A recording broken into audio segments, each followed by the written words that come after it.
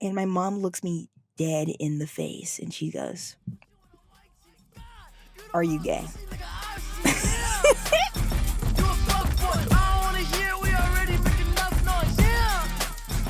So I guess for a little bit of context about me, I grew up in Texas, Catholic.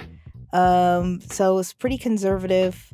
Not pretty. I was actually very conservative growing up. I was super conservative, and I pretty much grew up with the same beliefs that a lot of people who grew up the way I did had, which was that being gay is a sin, is gross, it's a choice that people make, and that it's the wrong choice, and that if you do, you'll go to hell. All the usual stuff, all the usual nonsense. And this didn't really bother me too much because, as far as I was concerned, I wasn't queer in the slightest. I liked boys. I still like boys. It really wasn't a big deal. I just kind of thought that gay people were gross. I'm sorry. I was like a child, okay? Cut me some slack. Whatever. So, anyways, I get to growing up in I think elementary school, I was a child. You know how you have little crushes in elementary school, but they're not real, so I'm not gonna count those. But in middle school, this was when I think everyone's hitting puberty and people are starting to, have actual crushes, the kind of crushes that, kind of define what you like going forward. I think by the time people get to middle school, you can kind of start to tell who's gay, who's straight, who's, you know what I mean? You can kind of start to guess just based off of the way people are behaving a little bit, because people are starting to get a little bit older. But I was kind of a late bloomer. If I'm not even gonna hold you, I was kind of a late bloomer. I didn't really have a ton of crushes growing up. I mean, I wasn't blind. I could tell who was more attractive than others, but I didn't have any crushes. And I also just had really, really poor social skills in general. I didn't have a lot of friends. I was kind of a weirdo. So it is what it is. But in high school, I don't know. I guess I just decided that I wanted to have friends. I was in a better mood, and I ended up making friends with a group of girls, and one of the girls in the group and I started sitting together in class, and we just hit it off. We're going to call her Regina. I'm going to call her Regina because our friendship kind of reminded me a lot of the friendship between Regina George and Janice Ian in Mean Girls. How Janice was obviously kind of not straight. You know what I mean? That kind of thing, right? So I guess in this analogy, I would be Janice Ian. Okay, so anyways, so me and Regina, we sit next to each other in class. We really hit it off. We have the same sense of humor. I don't know. She thought I was really funny. I don't know why. I don't think I'm very funny, but she thought I was really fucking funny. So I was like, okay, cool, great, whatever. And I guess I just started to notice that I just really liked hanging out with her. Every time we'd hang out, I'd be like, oh, wow, I had such a great day. I would be in such a good mood, an overly good mood. And it was kind of like, okay, girl. And then at some point, I started experiencing the typical emotions that you get when you have a crush on someone, right? Butterflies, getting nervous, trying too hard to impress Regina. Anybody who was watching from the outside would be able to tell that this wasn't totally platonic. But in my mind, I was like, yeah, we're just best friends. My heart skips a beat whenever I see you, but we're just friends. We're just besties like that. It's all good. Ooh, who cares? It's all good. I'm trying to think, what are some memorable moments, I guess. Okay, I don't know. Our whole thing was we were just really obnoxious children. We were really shitty. We did a lot of things I kind of regret. We liked pranking people. We liked messing with people. We liked causing trouble together, and I don't know. I had a lot of fun. I don't know. It was that kind of dynamic. And we would, how you flirt with your friends as a joke, right? We would do that a lot, but I think I would always end up taking it too far. I would always end up making it kind of suspicious, you know? And at first, I didn't really care, and it didn't really bother me until I got to, like, sophomore year of high school, and people just started making fun of me and Regina for being gay. Like, people would come up to us and be like, oh, you guys are freaking lesbians, or you guys gonna get married or whatever. And I didn't really give a shit. I was just like, okay, everyone's being homophobic and weird. I'm obviously not gay. Like, who cares? And so me and Regina, we just kind of ignored it. But then at some point, I think it dawned on me that, like, bro, like, if I was a guy, me and Regina would be dating. Like, I think I have the same feelings for her that guys have for girls. Like, this isn't platonic. I don't know, I just suddenly had, like, a moment of self-awareness, and I was like, oh, maybe everyone's right. maybe this is a little bit gayer than I thought. And that kind of freaked me out. But I was like, okay, well, maybe I'm just confused. So I just kind of ignored it. I just kind of pushed it down. And then there was this one girl, she's a lesbian now. There was this one lesbian in my high school class who was, like, obsessed with proving to everyone that I was, like, bisexual or something. Like, okay, we were talking about TV shows, and I was, like, telling my friends, oh yeah, I've been watching Parks and Rec. And I was like, yeah, I really like it because Aubrey Plaza and Chris Pratt are in the show, right? And I thought, at the time, those were some of my favorite actors. I thought they were very funny. I liked them. And this girl, she's immediately like, you're bi if you like Aubrey Plaza and Chris Pratt. And I'm like, what the fuck are you talking about? And she would just do that kind of stuff all the time. Like, she'd just come up to me in class and be like, you're gay. And she's always starting stuff, and I found it so annoying because I'm like, why are you harassing me? I'm not doing anything to you. Anyway, so this girl, this lesbian, I need to come up with a name for her. I keep calling her this lesbian. We're gonna call her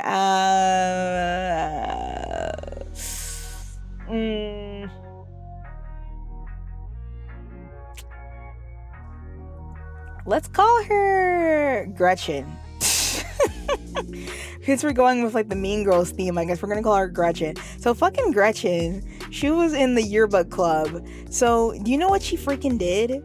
She put me and Regina, because you know how they have, like, the superlatives, like, most likely to be famous, most likely to be president. You know, they have that stuff in the yearbook. Okay, well, typically people vote, right? So you vote for who's most likely to be president. One of the options was cutest couple. So who's the cutest couple in school? So the yearbook club put down all the couples in my grade, all the couples.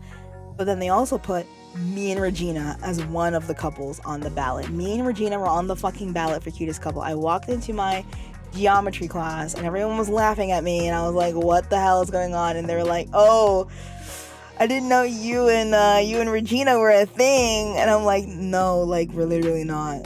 Like, why are we on the yearbook? Why are we in the yearbook? And of course, me and Regina, even though we weren't dating, we won in a landslide. We literally beat out every single couple in my high school as cutest couple, which was fucking ridiculous because we were not a couple, right? But, honestly, at the time, I remember, like, I sort of did have a crush on Regina. I didn't know, but I sort of did. And I kind of just found it very amusing. I found the whole thing kind of entertaining. So I met up with Regina, and I was like, oh my god, did you see the yearbook? Like, that's so ridiculous. And Regina was in this state of panic. Okay, she was like, no, I don't know why everyone thinks that we're gay. Why do people think we're gay? I'm not gay. And it's like, dude, we literally hold hands every day. But go off, I guess. She was like, this is so bad. And she was like calling her brother. I'm like, bro, chill, literally chill. And I was like, I didn't take it very serious. I was like, everyone's being so dramatic, like, it doesn't matter.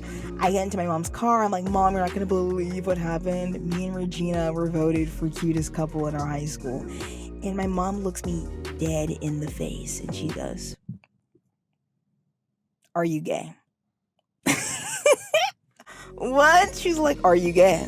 I'm like, no. She's like, okay, because you guys do act kind of weird. So I'm like, and at that moment, that's when I was like, oh, this is serious. Like, this isn't a freaking game. People actually think that we're gay.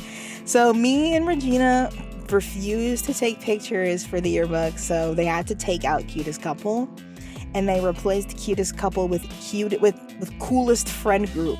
And guess what friend group they voted for? The freaking friend group that was bullying us for being gay. So yeah, the gay agenda lost. That was some bullshit, but whatever. So that happened, and then I think like the very next year, I come back to school thinking everything's gonna be all good and dandy, and Regina just starts acting different. She ends up getting a crush on this guy that like wiggled his way into our friend group. I'm gonna call him Aaron, right? We're just gonna keep the Mean Girls thing going. So Aaron wiggles his way into our friend group, and Regina just starts ignoring me and becomes a total pick-me for Aaron. So like Aaron will try to make Regina laugh, and he'll do this by making fun of me. Like he'll go up to me and be like, "What's up, Android?" Because I had an Android. Or like, "Oh, your shoes suck," and you know, like he would be like a fucking douchebag.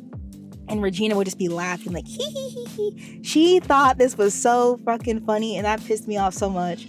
It low-key hurt my feelings. One, because, you know, I mean, I did kind of like her, but it hurt my feelings more because we were friends. Like, why are you letting this random-ass boy insult your best friend? Like, what the hell? So that really pissed me off. So, and eventually it got to the point where, like, the jokes were just going too far. Like, this man was talking shit about my whole family, my whole bloodline, and I was just getting harassed every single day, and I just felt like a third wheel, you know. And I was also just like becoming extremely jealous. Me and Regina, whenever there was like a school field trip, me and Regina would skip the field trip to hang out with each other alone because we're not gay. 5 feet apart, you know. But we would skip our field trips to hang out with each other. But now that Aaron was in the picture, suddenly Regina wants to go on a field trip. So we go on this field trip, and the whole time Regina and Aaron are hanging out with each other, and I'm just like, damn, that sucks. You know, like I'm just being, and everyone's coming up to me and they're like, oh, are Regina and Aaron dating each other? And I'm like, no, they're not. Like, girl, yes, like, chill. Like, it's not that serious. Like, bruh. I don't know, I was being a weirdo. So, I think at some point, like, the week before spring break, I get so angry. I'm like, you know what? I'm never going to speak to anyone from my high school during spring break. I'm just going to ghost everyone, and I'm not going to talk to anyone until I come back. So I go on spring break, and then I never come back to school again because after spring break, the pandemic happened. So I ended up just spending a year in my house, not talking to anybody. Like, I don't know, I'm one of those people who, like, once I say I'm not going to talk to you, I'm not going to talk to you. Like, I don't break no contact, okay? Once I decide that I'm done with you, I'm done with you. I was so sick and tired of Regina. So, you know, I went home and I just had a mental breakdown. The entire quarantine, I was like treating the ending of me and Regina's friendship like a breakup. I was like writing in my diary, like, I can't believe Regina would insult me. Like, I don't know, it was so pathetic. I don't know, it was so weird. But I ended up feeling really bad, and I was finally able to admit to myself that, like, okay, I liked Regina. All right. I guess I like girls. I don't know. But I was kind of also really in a panic about it, and I felt really guilty. One, because I didn't want to be like a predatory lesbian. I'm not even a lesbian, but I was like, oh, I don't want to be a predator, even though I wasn't a predator. I didn't do anything. But I also felt guilty and weird because, you know, I grew up thinking that being queer was a choice. So I kept wondering, like, what did I do to make myself this way? Like, what traumatic experience made me like this? I couldn't just accept the fact that maybe I just liked Regina because I liked Regina, and that it wasn't that deep and it wasn't that serious. But whatever, that really caused me a lot of, like, emotional turmoil. And then me and Regina spoke a few times, but it was obvious that our friendship was, like, not going to be the same. And then after high school graduation, I just didn't see her again. So I don't know, and I was just kind of feeling kind of like weird about the whole thing. And that's basically the point I was trying to make earlier about how, like, weird and difficult it is to be friends with someone when you were attracted to them or when they're attracted to you. The whole friendship, I was kind of acting weird.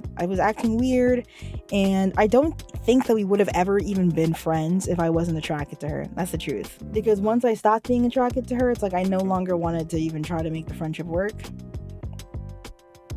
And yeah, so now going into my adult life, that hasn't happened again. That has not happened to me again, because pretty much if I feel like I'm attracted to someone, I just don't bother trying to be friends with them, because there's like, why am I doing this to myself, right?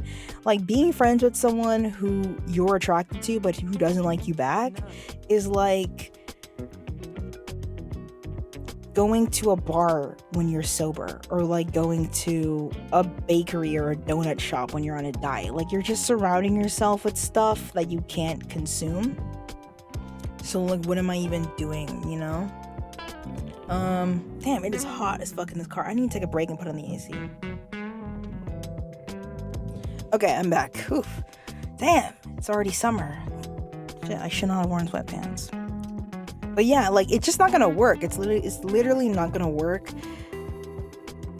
I don't know why people even bother doing that. And some people think that my perspective on that is immature. Some people think that, oh, like, if you can't be friends with someone if you're attracted to them, then that means you're a pervert and you're immature. And no, I think real maturity is understanding what you can handle emotionally. If you, honest to God, cannot handle being friends with someone you're attracted to, then just don't. Like, I don't think that's immature at all. I think the real immaturity is knowing that you can't handle it, but insisting that you stay friends, and then spending the whole friendship being bitter. I'm actually glad that me and Regina are no longer friends. And, you know, when I was in college, you know, going into college, I low-key thought that, like, the thing that happened with Regina was just a phase, you know, because I'd been told that sometimes people go through a phase. So I was like, oh, okay, I'm just going through a phase. So, you know, I would make friends with other people, male and female, and I ended up making friends with this one girl, and I don't know, I immediately recognized that what was happening was the same thing that happened with Regina. Like, I immediately recognized those emotions, and I was like, okay, I'm not even gonna try to make this friendship work. So we met during like a group project. So we were talking to do the group project, and as soon as that semester was over, I just stopped talking to her, because like I'm not even gonna bother. Like, there's no point of being in a weird intense